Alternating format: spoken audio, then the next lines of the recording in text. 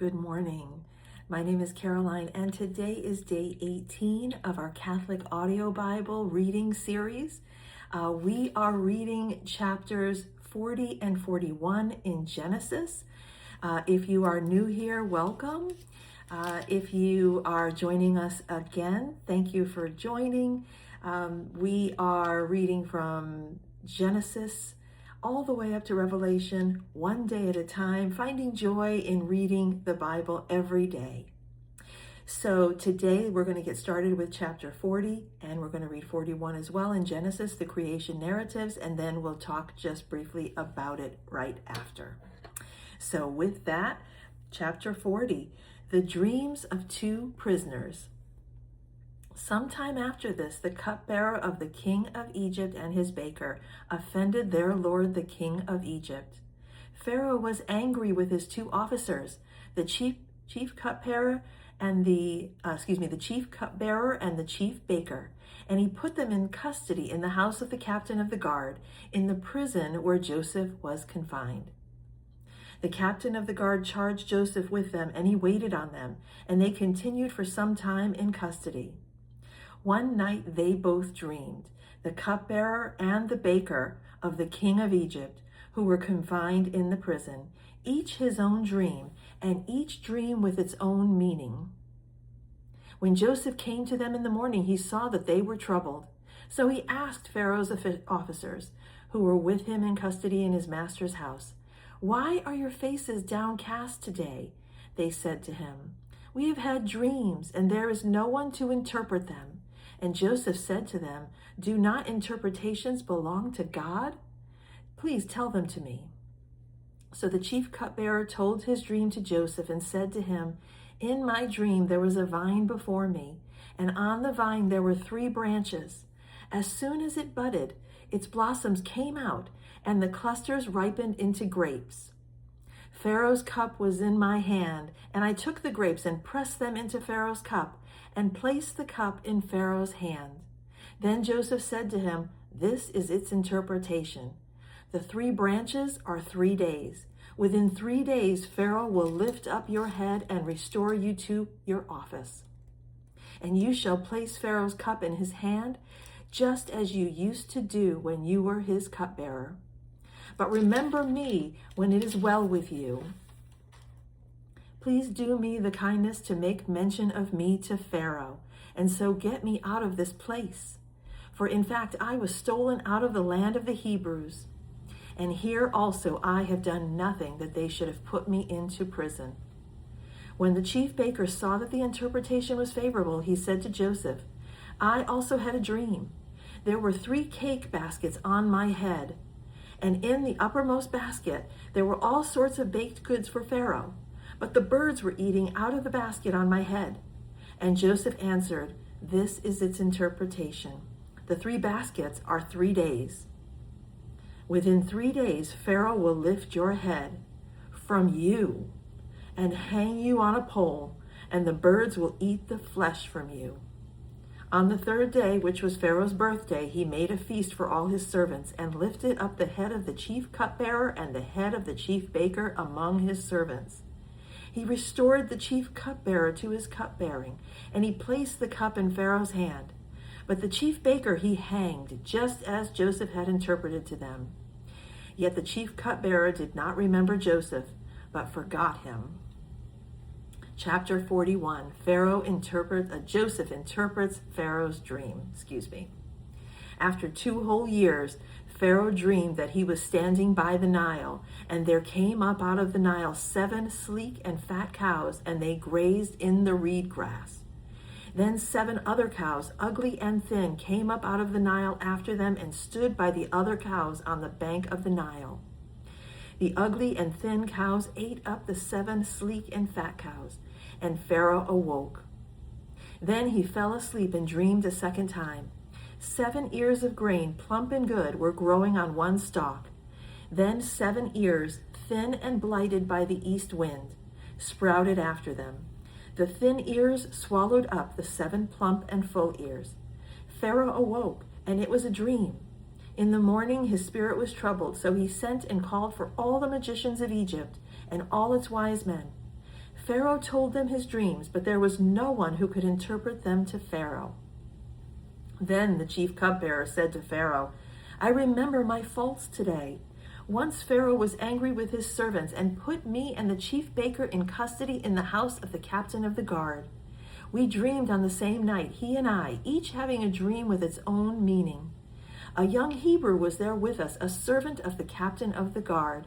When we told him, he interpreted our dreams to us, giving an interpretation to each according to his dream. As he interpreted to us, so it turned out. I was restored to my office, and the baker was hanged. Then Pharaoh sent for Joseph, and he was hurriedly brought out of the dungeon.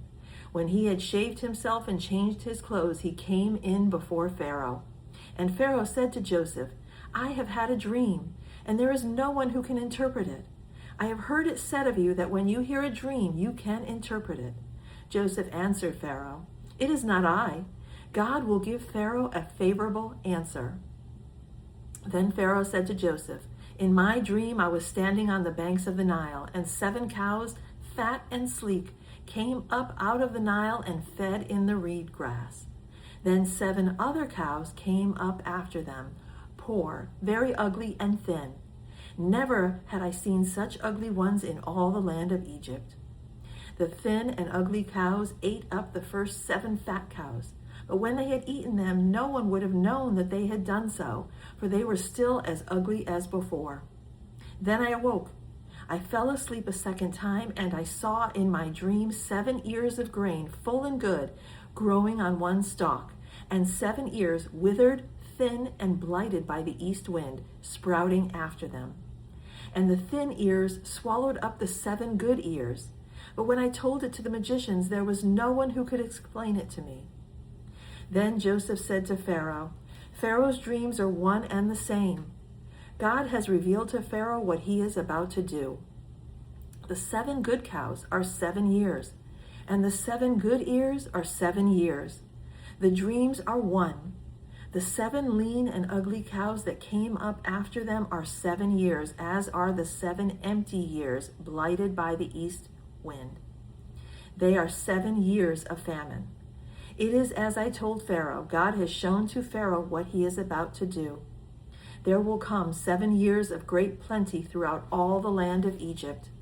After them there will arise 7 years of famine, and all the plenty will be forgotten in the land of Egypt. The famine will consume the land.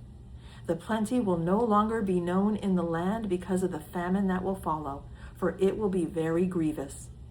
And the doubling of Pharaoh's dream means that the thing is fixed by God, and God will shortly bring it about. Now therefore, let Pharaoh select a man who is discerning and wise, and set him over the land of Egypt. Let Pharaoh proceed to appoint overseers over the land, and take 1/5 of the produce of the land of Egypt during the 7 plenteous years. Let them gather all the food of these good years that are coming, and lay up grain under the authority of Pharaoh for food in the cities, and let them keep it. For that food shall be a reserve for the land against the 7 years of famine that are to befall the land of Egypt, so that the land may not perish through the famine. Joseph's rise to power. The proposal pleased Pharaoh and all his servants. Pharaoh said to his servants, Can we find anyone else like this, one in whom is the Spirit of God?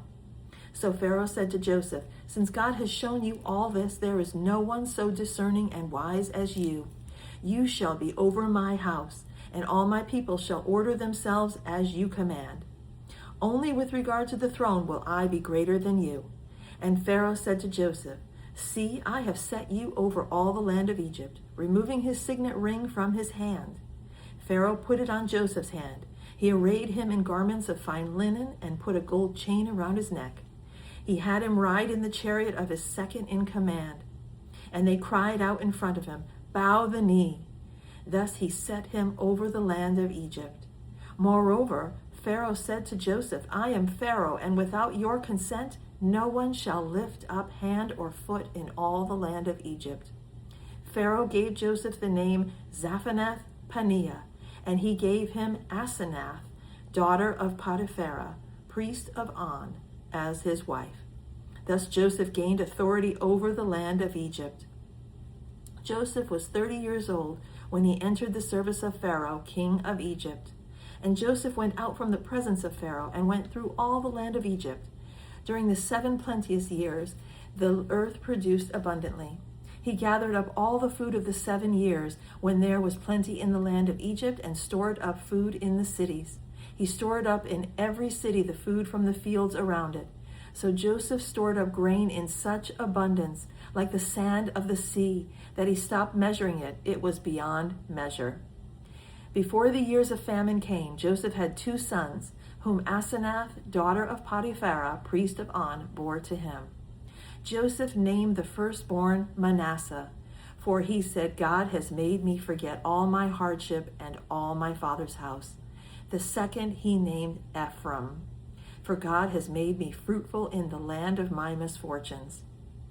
The 7 years of plenty that prevailed in the land of Egypt came to an end, and the 7 years of famine began to come, just as Joseph had said. There was famine in every country, but throughout the land of Egypt there was bread. When all the land of Egypt was famished, the people cried to Pharaoh for bread. Pharaoh said to all Egyptians, go to Joseph. What he says to you, do. And since the famine had spread over all the land, Joseph opened all the storehouses and sold to the Egyptians, for the famine was severe in the land of Egypt. Moreover, all the world came to Joseph in Egypt to buy grain because the famine became severe throughout the world. And there we have it. Chapter 41 and 40. We see in chapter 40 the dreams of the 2 prisoners. We see Joseph still in prison, and he speaks to, he's in a position of some authority. He's still in prison, but he's in some authority. And these 2 prisoners, the chief baker of the Pharaoh and the chief cupbearer, and the cupbearer tells Joseph the dream that he had seen in his that night before, and Joseph interprets that dream and says, you will be restored back as cupbearer to the Pharaoh. And then the baker tells his dream, which is very similar to the other dream, and unfortunately for the baker, Joseph tells him that you will be hung by the Pharaoh, and birds will come and eat your flesh. Terrible, but it all comes to pass. But Joseph, wanting to get out of prison, begging to get out of prison, asks both, please remember me when you leave this prison. And the cupbearer goes back, but the cupbearer forgets him. And so in chapter 41, 2 years later, so 2 more years of Joseph being in prison, and the Pharaoh has 2 dreams which greatly disturb him. And so then the cupbearer remembers Joseph. He says to the Pharaoh, I was in prison. I remember my fault, that there was a Hebrew there who interpreted my dream and the dream of the baker, and both of our dreams came true. And I, the cupbearer, was restored back to you, while the baker was killed by you, was hung by you.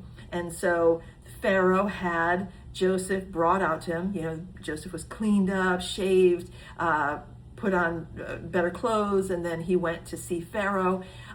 He told the dream, the Pharaoh told the dream to Joseph, and Joseph was able to interpret the dream to be the upcoming plan of God, which was 7 years of abundance and plenty, and 7 years of famine across all the land of Egypt.